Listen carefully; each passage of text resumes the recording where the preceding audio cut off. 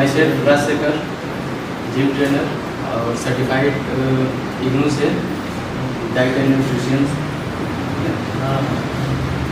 तो हमसे अधिकतर लोग पूछते रहते हैं, जैसे आप लोग नए लड़के आते हैं, पतले होते हैं, लंबे, उनकी हाइट ज़्यादा होती है, किसी की हाइट कम होती है, पतले होते हैं, शरीर ग्रोथ नहीं हो पाता है। तो अधिकतर पूछते रहते हैं तो कैसे बॉडी को ग्रोथ किया जाए, क्या खाएं क्या पिए। तो इसी चीज़ के बारे में उस जो पतले और लंबे होते हैं, बॉडी ग्रोथ नहीं होता है, उनको उनके लिए बहुत डिफ़िकल्ट होता है बॉडी को ग्रोथ करना। ठीक है, वो बहुत जल्दी से सोचते हैं कि 1 महीने जिम ज्वाइन करना है, 1 महीने में मेरा बॉडी ग्रोथ करना है, तो ऐसा हो नहीं सकता। ठीक है, उसके लिए लंबा समय देना पड़ता है। आप जितना लंबा समय देंगे, मिनिमम 3 महीने तक आपको कंटिन्यू लग रहना पड़ेगा और एक अच्छे डाइट के साथ। ठीक है, ये एक्टोमॉर्फ इसको बोलते हैं। एक्टोमॉर्फ में होता है क्या है कि बॉडी पतली होती है, हाइट ज़्यादा होती है, किसी का हाइट ग्रोथ नहीं होता है लेकिन फिर भी उसका बॉडी बहुत पतला रहता है। ठीक है, ये जो शोल्डर है, शोल्डर ज़्यादा वाइड नहीं होते हैं, चेस्ट ज़्यादा निकले नहीं होते हैं, विंग्स भी पतले होते हैं और बॉडी इनकी ग्रोथ होने में बहुत ज़्यादा समय लेती है। ठीक है, तो इसको एक्टोमॉर्फ बोलते हैं, पतले लंबे शेप वाले को। ठीक है, तो इस टाइप के बॉडी को डाइट की ज़्यादा ज़रूरत होती है, ज़्यादा मात्रा में कार्ब्स को इंटेक करना होता है। जितना ज़्यादा कार्ब्स इंटेक करेंगे उतनी बॉडी अच्छी ग्रोथ होगी। और दूसरी बात है कि बॉडी को ज़्यादा वर्कआउट भी नहीं कराना चाहिए, बहुत लिमिट में वर्कआउट कराएं और डाइट को ज़्यादा से ज़्यादा फॉलो करना चाहिए। ठीक है, तो ऐसे लोग क्या करते हैं कि जब जिम ज्वाइन करते हैं तो वो पहले सोचते हैं कि जिम जाते ही 1 महीने के अंदर मेरी बॉडी तैयार हो जाए। ठीक, तो ऐसा कभी नहीं हो सकता है। उसके लिए क्या है कि आपको सिस्टमेटिक ढंग से चलना पड़ता है कि आपको कम से कम 3 महीने का समय देना पड़ेगा। और 3 महीना समय देने का मतलब ये नहीं कि केवल 3 महीना समय दिए तो मेरी बॉडी बन जाएगी, ये चीज़ नहीं है। उसमें ये होता है कि आपको डाइट के साथ साथ, वर्कआउट के साथ साथ उसमें बहुत सारी चीज़ें इंक्लूड रहती हैं, तब जाके एक बॉडी तैयार होती है 3 महीने के अंदर, मिनिमम 3 महीना। ठीक है, तो इसको एक्टोमॉर्फ बोलते हैं, ये तो आप सभी लोग जान गए। दूसरे पॉइंट पे आते हैं कि इसमें डाइट सबसे ज़्यादा महत्वपूर्ण होता है। तो डाइट आपको क्या खाना है, कैसे खाना है, कब कब खाना है, ये चीज़ों को बहुत ज़्यादा ध्यान में रखना पड़ता है। तो डाइट में ऐसे लोगों को बहुत ज़्यादा कार्ब्स की मात्रा चाहिए होती है बॉडी को ग्रोथ करने के लिए, तब जाके बॉडी ग्रोथ होती है। तो डाइट में आप दलिया, ओट्स, दूध, केला, ठीक है, ड्राई फ्रूट्स हो गया, चावल हो गया, चावल ब्राउन राइस आप यूज़ कर सकते हैं, वाइट राइस भी यूज़ करते हैं, दोनों को भी यूज़ कर सकते हैं। ठीक है, थोड़ा सा ब्राउन राइस और थोड़ा सा वाइट राइस को। और चपाती में मल्टीग्रेन चपाती आप लोग यूज कर सकते हैं इसमें। ठीक है, और हर डाइट को एक लेवल होता है, जैसे पूरे दिन भर में कम से कम 6 मील्स होते हैं। ठीक, 6 मील्स, हर 2-2, 3-3 घंटे के 6 मील्स होते हैं। तो उस हिसाब से बॉडी को एब्जॉर्व करना पड़ता है। बिफोर वर्कआउट और आफ्टर वर्कआउट भी पोस्ट लेना बहुत ज़रूरी होता है। हो गया, अब मेन चीज़ आता है आपका आफ्टर वर्कआउट और बिफोर वर्कआउट। तो बिफोर वर्कआउट, जिम आने से पहले आपको 1 घंटे अपने बॉडी को डाइट देना ज़रूरी होता है, 1 घंटा पहले। कई लोग होते हैं कि आते हैं और रास्ते में ही कुछ खा लेंगे, या तो आएंगे 10 मिनट के अंदर कुछ खा के चले आएंगे, तो उन लोगों को क्या होता है कि वोमिटिंग होने लगती है। मन अजीब मचलने लगता है। तो ऐसा नहीं होता है। आप जब भी वर्कआउट करने आइए तो 1 घंटा पहले उस चीज़ को मील ले लीजिए, और मील वही लीजिए जो आपके बॉडी को चाहिए। अब ये नहीं है कि चाहिए कुछ और खा कुछ और रहे हैं, तो ऐसा नहीं होता है। तो आने से पहले अपने बॉडी को मील 1 घंटा पहले उसको दीजिए, ताकि पूरा एनर्जी बना रहे, और आप जब आएँ जिम करने तो पूरे एनर्जी के साथ आप उस चीज़ को कर सकते हैं। दूसरी बात ये है, सबसे महत्वपूर्ण बात है, लास्ट मील बहुत ज़रूरी होती है, जो कि आफ्टर वर्कआउट की होती है। तो कई लोग आफ्टर वर्कआउट मील लेते नहीं हैं। यहाँ से वर्कआउट करेंगे, फिर उसके बाद वो बाहर चले जाएंगे। अब क्या पता वो घर जाते हैं कि कहीं और जाते हैं, तो उस चीज़ को वो भूल जाते हैं।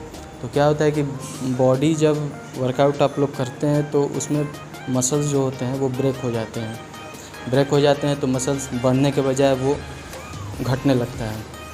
तो ये बहुत ज़रूरी होता है आफ्टर वर्कआउट, कि आफ्टर वर्कआउट या तो आप आते हैं तो अपने बैग में कैरी कर लीजिए कि आपको ये डाइट लेना है।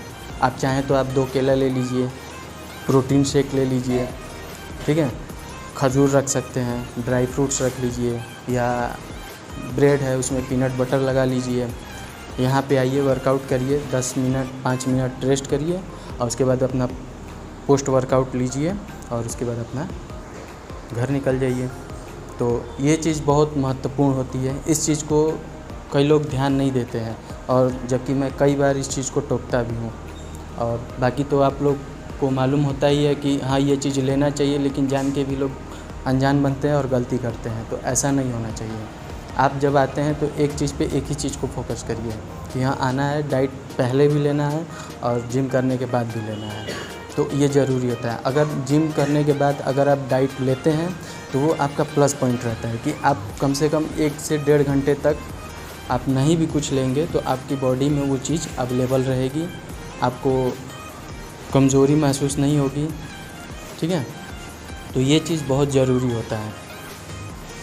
तो इस चीज़ को ध्यान में रखिए और इस चीज़ को फॉलो करिए, तब जाके बॉडी आपकी दिखने लगती है।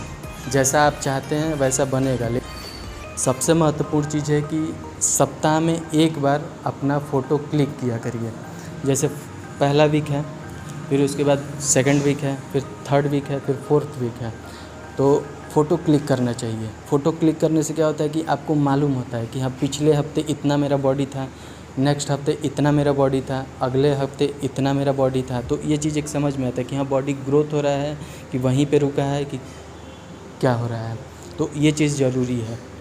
तो हमेशा एक फ़ोटो क्लिक करना चाहिए, उससे अपने बॉडी का मेज़र कर सकते हैं। क्योंकि जब बॉडी ग्रोथ होने लगेगी, आपको दिखने लगेगा, तो आपको और मज़ा आएगा कि हाँ भाई चलो बॉडी ग्रोथ हो रही है, थोड़ा सा और करें।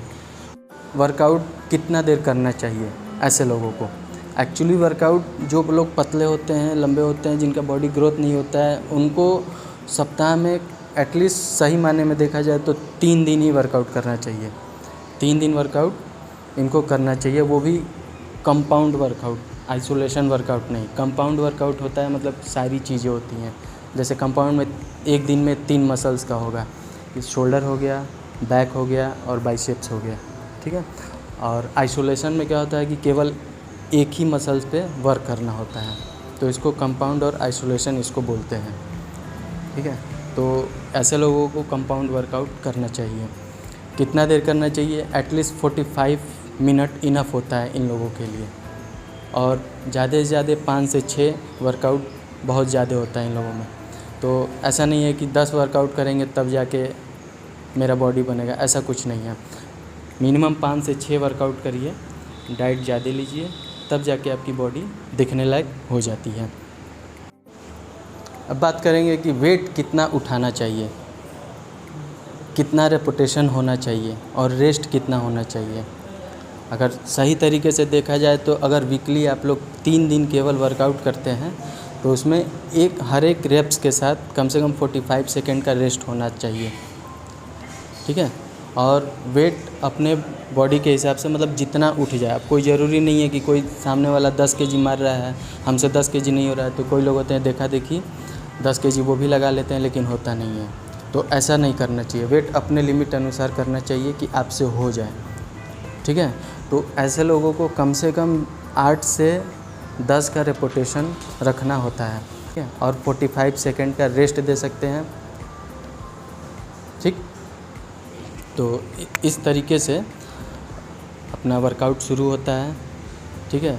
और सबसे बड़ी चीज़ है ना कि जिस दिन जो वर्कआउट करना होता है उसके एक दिन पहले आप उस चीज़ को मेजर करिए घर पे, एक लिस्ट बना लीजिए कि आज हमको ये चीज़ करना है, जैसे अपर बॉडी करना है कि लोअर बॉडी करना है कि बाइसेप करना है कि ट्राइसेप्स करना है। तो ये चीज़ को कई लोग यहाँ जब आते हैं तब सोचते हैं कि क्या करें, अब वो पूछते हैं कि क्या करें आज। तो इस चीज़ को हमने कई बार बोला भी है लेकिन कोई ध्यान नहीं देता है। तो इस चीज़ को अपने पास ये रखना चाहिए। इससे क्या होता है कि समय की बचत होती है और टोटल फोकस अपने वर्कआउट पे होती है, ठीक है। इधर उधर किसी से पूछने से अच्छा है कि अपना पॉकेट में पर्ची रखें, उसको निकालिए, उसको देखिए और क्या है तब अगला नेक्स्ट स्टेप अपना उसको फॉलो करिए।